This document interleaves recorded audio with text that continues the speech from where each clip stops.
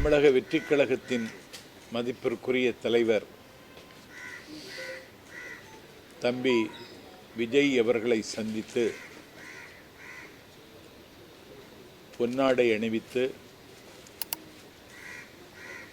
நீயும் முதல்வராகலாம் என்கிற புத்தகத்தை கொடுத்து தாவேக்காவில் இன்று என்னை நான் இணைத்துக் கொண்டேன். 6 ஆண்டு காலம் எந்த அரசியல் கட்சியிலும் என்னை இணைத்துக் கொள்ளாமல் திராவிட இயக்கத்தின் சொற்பொழிவாளர் என்று சொல்லி பெரியார் அண்ணா லட்சியங்களை பேசி வந்த நான் இன்றைக்கு தாவேக்காவில் இணைத்து கொண்டு நாடு முழுக்க தாவேக்காவினுடைய ஒரு பிரச்சாரகனாக பவனி வர தம்பி விஜய் என்னை அனுமதித்திருக்கிறார். என்னை பார்த்த நிமிடத்தில் நான் உங்கள் ஃபேன் என்று சொல்லி அவர் சொன்ன நிமிடத்தில் நான் மெய்சிலிர்த்து போனேன். இப்படி ஒரு அங்கீகாரத்தை தம்பி தருவார் என்று நான் எதிர்பார்க்கவில்லை. டெல்லி சுப்ரீம் கோர்ட் கரூர் துயரத்திற்கு சிபிஐ என்கொயரி என்று உத்தரவு போட்ட அன்று குமுதம் இணையதளத்திற்கு அலைபேசி வாயிலாக இது தாவேக்காவிற்கு கிடைத்த வெற்றி, கையெறு நிலையில் கைவிடப்பட்டு கை பிசைந்து கண்ணீரோடும் கவலையோடும் இருக்கின்ற தாவேக்கா அடுத்த அடியை எப்படி எடுத்து வைப்பது என்று யோசித்து கொண்டிருக்கிற நிலையில் உச்சநீதிமன்றம் தாவேக்காவுக்கு ஒரு புதிய வாசலை திறந்து வைத்திருக்கிறது என்று நான் குமுதம் தமிழுக்கு சொன்னேன். அந்த நிமிடத்திலிருந்து அறிவாலயத்திலிருந்து எனக்கு காது கொடுத்து கேட்க முடியாத அளவிற்கு வசை சொற்களால் என்னை வசை மாறி பொழிந்தார்கள். தொடர்ந்து 5 நாட்கள் தஞ்சை மாவட்டத்தில் சுற்றுப்பயணத்திற்கு ஒத்துக்கொண்டிருந்தேன். அந்த நிகழ்ச்சியை ரத்து செய்தார்கள். 7-8 அறிவுத்திருவிழா என்கிற பெயரில் வள்ளுவர் கோட்டத்தில் காலத்தின் நிறம் கருப்பு சிவப்பு என்ற நூலை வெளியீட்டு விழாவும் 44 சொற்பொழிவாளர்கள் கலந்து கொண்ட 10 அமர்வும் வள்ளுவர் கோட்டத்தில் நடந்தது. ஒரு சொற்பொழிவாளரை தேர்ந்தெடுக்க வேண்டுமென்றாலும் முதல் இடத்தில் நிற்கிற தகுதியில் இருப்பவன் இந்த எளியவன் நாஞ்சில் சம்பத். என்னை திட்டமிட்டு நிராகரித்தார்கள். அதற்கு பிறகு தம்பி உதயநிதியினுடைய பிறந்த நாளை கொண்டாடுவதற்கு ஒரு திங்களுக்கு முன்னாலே என்னிடத்தில் தேதி பெற்றிருந்தார் வடசென்னை கிழக்கு மாவட்ட கழகத்தின் செயலாளர், வானமளவு வாஞ்சி என் மீது பொழிகின்ற அறநிலையத்துறை அமைச்சர் சேகர்பாபு. அந்த நிகழ்வில் கடந்த 28ஆம் தேதி கொரட்டூரில் வந்து நான் பேசினேன். அந்த நிகழ்வில் அண்ணன் ஜெகத் ரட்சகன், இயக்குனர் கரு பழனியப்பன், திராவிடர் கழகத்தினுடைய துணை பொதுச்செயலர் மதிவதினி ஆகியோர் கலந்து கொண்டார்கள். அந்த நிகழ்விலேயே கரு பழனியப்பன் என்னை நக்கல் செய்தார், நையாண்டி புரிந்தார். அதற்கு 5 நாளைக்கு முன்னால் திராவிட இயக்க தமிழர் பேரவை தலைவர், நான் பெரிதும் மதிக்கின்ற அண்ணன் பேராசிரியர் சுபவி, திமுக மேடையிலேயே என்னை குறைத்து பேசினார். நான் மனதளவில் உடைந்து போனேன். ஏன் இப்படி வசைப்படுகிறார்கள்? நான் அவர்களிடத்தில் ஒன்றும் கேட்கவில்லை. கேட்டாலும் ஒரு சைக்கிள் கூட தரமாட்டார்கள். எந்த பரிந்துரைக்கும் நான் அவர்களிடத்திலே போய் நிற்பதும் இல்லை. ஏதோ 4 கூட்டங்கள் பேசி என்னுடைய நாட்களை நகர்த்தலாம் என்று பார்த்தால் என்னுடைய வயிற்றில் அடிப்பது மாதிரி என்னுடைய நிகழ்ச்சிகளை ரத்து செய்தது எனக்கு மிகுந்த வலியை தந்தது. தந்தி டிவி மக்கள் மன்றத்தில் விஜய் சரியான திசையில் பயணிக்கிறாரா என்றொரு தலைப்பில் பேசுவதற்கு என்னை அழைத்த பொழுது விஜய் சரியான திசையில் பயணிக்கிறார் என்று மக்கள் மன்றத்தில் நான் உரையாற்றினேன். அந்த நாளிலிருந்து எனக்கு நெருக்கடியும் வசையும் மிரட்டலும் அதிகமாகவே வந்து கொண்டிருந்தது. இதை நாடு பார்த்து கொண்டிருக்கிறது. எனக்கு யார் மீதும் கோபமில்லை, யார் மீதும் எனக்கு வருத்தமில்லை. சங்க இலக்கியத்தில் புறநானூற்றில் ஒரு பாட்டு, ஒரு தெப்பம் எந்த திசைக்கு போக வேண்டும் என்பதை தெப்பம் தீர்மானிக்க முடியாது, தண்ணீர் தான் தீர்மானிக்கும். நீர் வழிப்படும் புனை போல் ஆரியூர் முறை வழிப்படும் என்பது சங்க இலக்கிய பாட்டு, கணியன் பூங்குன்றன் எழுதிய பாட்டு. நான் ஒரு தெப்பம்தான், என்னுடைய திசை தீர்மானிப்பது தண்ணீர். இன்றைக்கு என்னுடைய திசையை தமிழக வெற்றி கழகத்தின் தலைவர் தம்பி விஜய் தீர்மானித்திருக்கிறார். நான் தாவைக்காவில் என்னை இணைத்து கொண்டேன்.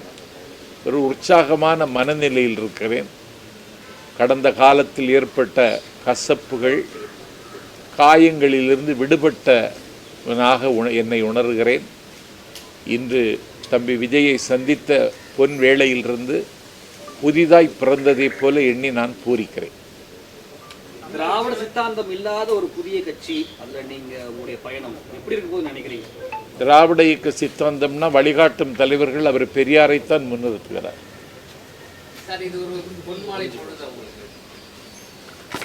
அதை விட அதிகமாக ஏதாவது இருக்கா? அப்படி ஒரு பொழுது.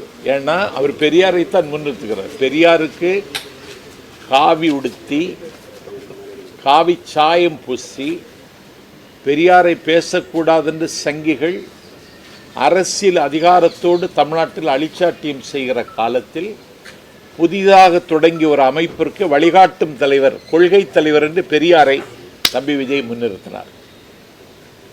பாபா சாஹிப் அம்பேத்கர் இந்தியாவினுடைய அரசியல் சட்டத்தை ஆக்கி தந்தவர். அவர் பட்ட பாடுகளும் அவர் சுமந்த சிலுவைகளும் சொல்லி மாள முடியாது.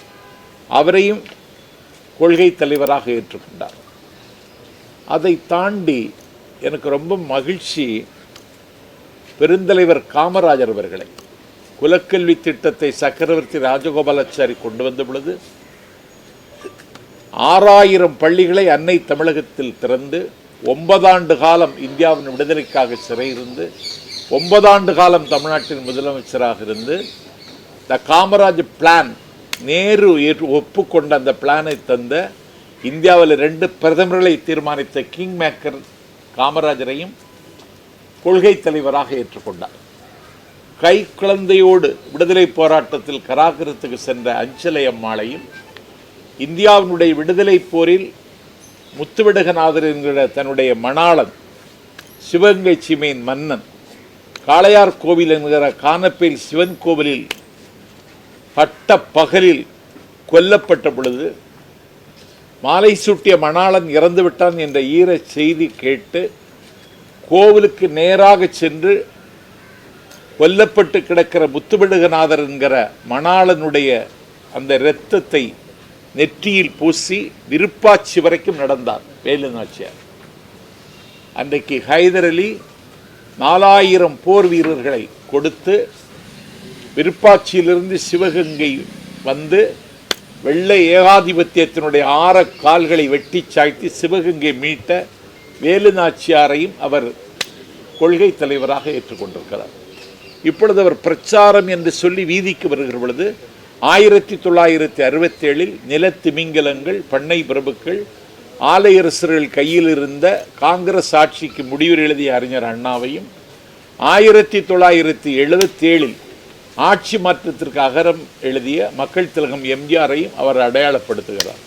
ஆகவே தமிழ்நாட்டில் என்னை பொறுத்தவரையில் பேசுவதற்கு நிறைய செய்திகள் இருக்கிறது. இனிமேல் பரபரப்பாக இருக்கு. விஜய் என்ன செய்வார் என்ற நம்பிக்கையில நீங்க திராவிட மேடைகளில் உங்களுக்கு ஏற்பட்ட புறக்கணிப்பு, அவமதிப்பு தான் காரணமா, இல்ல விஜயை பத்தி நீங்க பேசுறது பிற்பாடு இந்த அவமதிப்பு ஏற்படுது? இல்ல, நான் 6 வருஷம் எந்த கட்சியிலையும் சேராம தான் இங்க வந்தேன் தம்பி. 6 வருஷம் நான் எந்த கட்சியிலையும் சேராம தான் இங்க வந்த போதும்னு நினைச்சேன். ஏதோ 4 கூட்டங்கள், நான் ஒரு தமிழ்நாட்டினுடைய தலை சிறந்த சொற்பொழிவாளர்களை வரிசைப்படுத்தினா நான் அதில் முதலிடத்தில் இருக்கிறவன். நான் இயங்க வேண்டும். என்னை முடக்கி வைத்திருக்கிறார்கள். இன்றைக்கு இயங்குவதற்கான வாய்ப்பை தம்பி விஜய் தந்திருக்கிறார். மதிமுக தேமுதிக வந்து திராவிட பெயர்கள் இருந்த கட்சியிலே பயணிச்சுட்டு வந்தீங்க. தேமுதிக பயணிகளையே ஆதரவு தெரிவிச்சு இல்லையே. மதிமுக சரி அதிமுக சொல்லிட்டு திராவிட கட்சிகள் பெயர் உள்ளதே பயணிச்சுட்டு வந்தீங்க. இப்போ திராவிடம் இல்லாத ஒரு கட்சியில வந்து இணைஞ்சிருக்கீங்க. எப்படி பார்க்கணும்? திராவிடம் இல்லைன்னு யார் சொன்னா உங்கள்கிட்ட? பெயர்ல இல்லை. பேர்ல இல்லை. தமிழகம் இருக்குல்ல, அது போதும். எப்படி எப்படி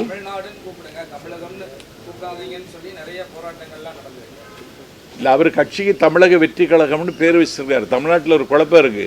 திராவிட தேசியம் வேறு, தமிழ் தேசியம் வேறுன்னு. அதெல்லாம் கிடையாது. தமிழ் தேசியமும் திராவிட தேசியமும் ஒன்று தான். திராவிட இயக்கத்தினுடைய நீட்சியாகத்தான் நான் தம்பி விஜயை பார்க்கிறேன். விஜய் என்ன மாற்றத்தை கொண்டு வருவார்? மாற்றாக விஜய் கிட்ட நீங்க என்ன மாற்றத்தை கண்டுபிடிங்க? விஜய்கிட்ட இருந்து என்ன மாற்றத்தை அவர் கொண்டு வருவார்னு சொல்கிறது அவர் அறிவிக்க போகிற இந்த தேர்தல் அறிக்கையில் நமக்கு தெரியும். அதே நேரத்தில் எனக்கு தெரிந்து தமிழ்நாட்டின் வரலாற்றில் இவ்வளவு லட்சக்கணக்கான இளைஞர்களை மூலதனமாக வைத்திருக்கிற இயக்கம் இன்றைக்கு தமிழக வெற்றி கழகம்.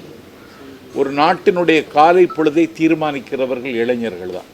இந்த இளைஞர்களை வைத்துக்கொண்டு ஒரு அதிரடி மாற்றங்களை செய்வதற்கு தம்பியிடத்தில் திட்டம் இருக்கிறது என்றே நான் நம்புகிறேன். யாருக்குமே புரிதல் இல்லாம சிலர் இருக்காங்க. இதை எப்படி பாக்குறீங்க? யாருக்கு? தமிழக வெற்றி கழகத்தில் இருக்கக்கூடிய தொண்டர்கள். அதான் அதை நான் தம்பிகிட்ட பேசினேன். அதுக்கு தமிழ்நாடு முழுவதும் பாசறை கூட்டங்கள் நடத்தணும், எல்லா இடத்துலையும் நடத்தணும்னு சொல்லிட்டேன். தாவேகா காதலா எது போன்ற பிரச்சனைகளை நீங்கள் முன்னெடுக்கிறீங்க? எதை மையப்படுத்தி உங்களுடைய பேச்சுகள் அமைய இருக்குது? இந்த கொள்கை தலைவர்களை பற்றியே பேசினா போதும். தமிழ்நாட்டினுடைய பிரச்சனைகள் நிறைய இருக்குது. எல்லாவற்றையும் தாவேகா எதிர்கொள்ளும்னு பேச போகிறேன். இதில் என்ன இருக்குது? சார், பெரியார் அம்பேத்கரை கொள்கை தலைவராக வச்சிருக்காரு நீங்கள் பெருமையாக சொன்னீங்க. ஆனால் திருப்பரங்குன்ற சம்பவம் நடந்து 2 நாள் ஆகுது. இன்னும் எந்த கருத்தையுமே அவர் தெரிவிக்கிறார், அமைதியாக இருக்கிறாரு. இது நெருடலா இல்லையா உங்களுக்கு?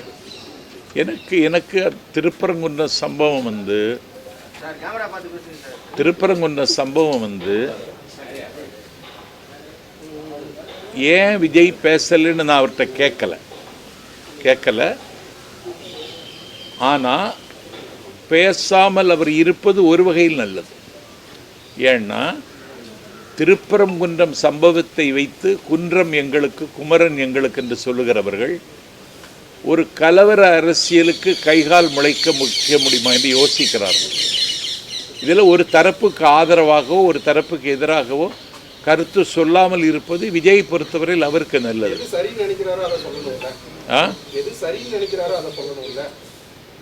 எது சரி, அமைதியாக இருப்பது ஒரு வகையில் நல்லதுன்னு நான் நினைக்கிறேன். ஆமாம், இல்லை கொள்கை எதிரின்னு அவர் சொல்லிட்டாரு. அதில் அவர் காம்ப்ரமைஸ் ஒன்றும் ஆகுதுன்னு மாதிரி நான் நினைக்கல. நான் அவர்கிட்ட கேட்டேன், நீங்கள் பிஜேபிக்கு கூட ஒரு இணக்கமான போக்கு இருப்பதாக சொல்லுகிறார்கள்னு. அப்படி ஒன்றும் இல்லை. அதிகாரத்தில் இருக்கிற கட்சி, தேர்தல் இங்கே நடக்க போகுது, அதனால் இதை கூர்மையாக விமர்சிக்கிறேன். அதற்கு நேரம் வரும்பொழுது பார்த்து கொள்ளலான்னு. சார், கடந்த மாதம் வந்து திராவிட வெற்றி கழகத்தில் வந்து தொடக்க கால கவுண்டர்கிட்ட தொடங்கி வச்சிங்க. இப்போ இங்கே வந்து ஜாயின் பண்ணியிருக்கீங்க. அங்கேயே சேர்ந்துருக்கலாம்ல நீங்கள்? அப்படி திராவிட வெற்றி கழகத்தில் என்னை கூப்பிட்டாங்க. சத்யா வர முடியாதுன்னு சொல்லிட்டு தான் வந்தேன். அதுக்கான காரணம் சார் எது? அங்கே சேராததுக்கான காரணம்? அங்கே சேராது என்ன இங்கே இருக்கு? அங்கே இல்லாதது என்ன இங்கே இருக்கு? அங்கே சேராததுக்கு காரணம் வேற இருக்கு.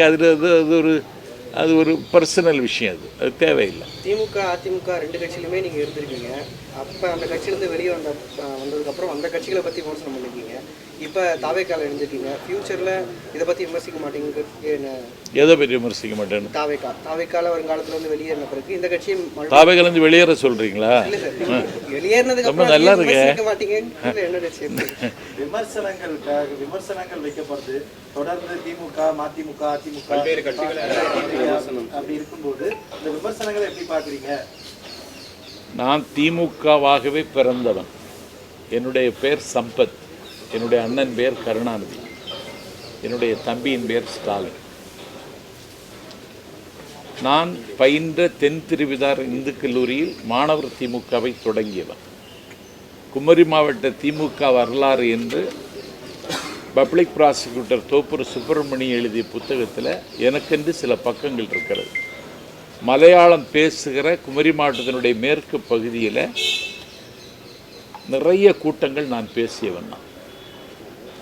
300 கூட்டங்கள் குமரி மாவட்டத்தில் மட்டும் பேசியிருக்கேன். திமுகவிலேயே தான் ஆயுள் முழுவதும் பணியாற்ற வேண்டும்னு நினச்சேன். அண்ணன் வைகோவினுடைய இருப்புக்கு ஆபத்து வந்த நேரத்தில் நான் திமுகவிலேருந்து அவங்க என்ன வெளியேற்றலை, நானாகவே வெளியேறினேன். அண்ணன் வைகோவின் தலைமையேற்று 19 ஆண்டு காலம் பணியாற்றினேன். என்னுடைய இருப்பை அவர் செறித்து கொள்ளவில்லை. அப்போது நான் வெளியேறினேன். அண்ணா திராவிட முன்னேற்றக் கழகம் எனக்கு ஒரு அடைக்கலம் தந்தது. ஏன்னா எனக்கு கொலை செய்கிற அளவுக்கு சில திட்டம் போட்டார்கள். அந்த அம்மாவிடத்தில் நான் போய் சேர்ந்தேன். அதற்கு பிறகு அவருடைய மறைவிற்கு பிறகு எடப்பாடி தலைமையை நான் ஏற்றுக்கொள்ள விரும்பலை. சசிகலா அம்மாவை கூட பயணிக்கலான்னு நினச்சேன். அதுக்கு முன்னே அவங்க செயலுக்கு போனாங்க. டிடிவி தினகரனுக்கு கூட கொஞ்ச நாள் பயணித்தேன். அவர் திடீர்னு அம்மா மக்கள் முன்னேற்ற கழகம்னு என்னமோ சொன்னார். அண்ணாவும் இல்லை திராவிடமும் இல்லைன்னு வெளியேறு, வேற ஒன்றும் இல்லை.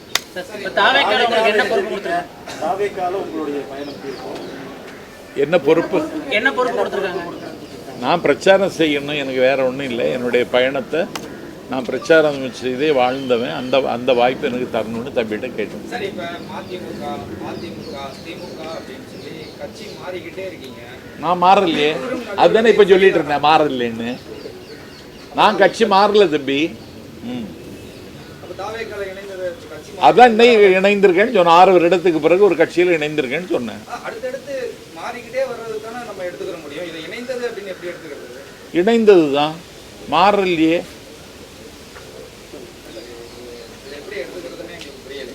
நான் இன்னைக்கு தாவேக்காவில் இணைந்திருக்கிறேன். மாறலையே. 6 வருட காலமாக எந்த கட்சியிலும் இல்லாதனா இன்னைக்கு சேர்ந்திருக்கேன். ஆரிய எதிர்ப்பு சனாதன எதிர்ப்பு பண்ற அளவுக்கு தாவேக்காவுக்கிட்டையும் விஜய் கிட்டையும் வல்லமை இருக்குன்னு நினைக்கிறீங்களா? ஏன்னா 70 ஆண்டு கால வரலாறு திராவிட வரலாறு தெரிஞ்சவர் நீங்க.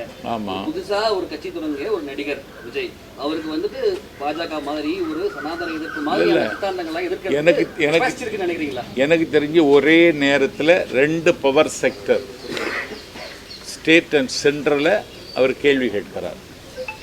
கொள்கை எதிரின்னு டெல்லி எஜமானர்களையும், அரசியல் எதிரின்னு தமிழ்நாட்டில் அதிகாரத்தில் இருக்கிற திமுகவையும் ஒரே நேரத்தில் எதிர்க்கிறார்.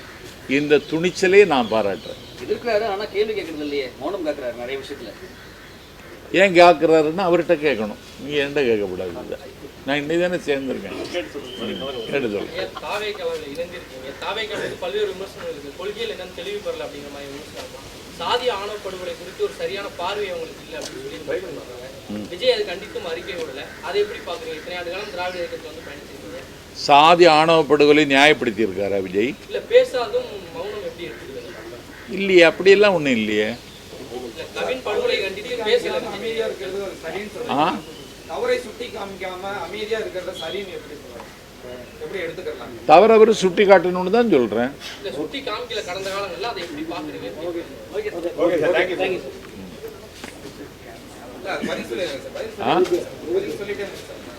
சொல்லுங்க. அதான் கடந்த காலத்திலேயே சுட்டி காமிக்கல, அதை இப்ப எப்படி பாக்குறீங்க? தாவேக்கெல்லாம் இணைஞ்சிருக்கீங்கல்ல? தாவேக்காவில் நான் இன்னைக்கு தான் இணைந்திருக்கேன். முதல் இரவே இன்னும் வரல. அதுக்கு முன்னே இப்படியெல்லாம் கேள்வி கேட்காதீங்க.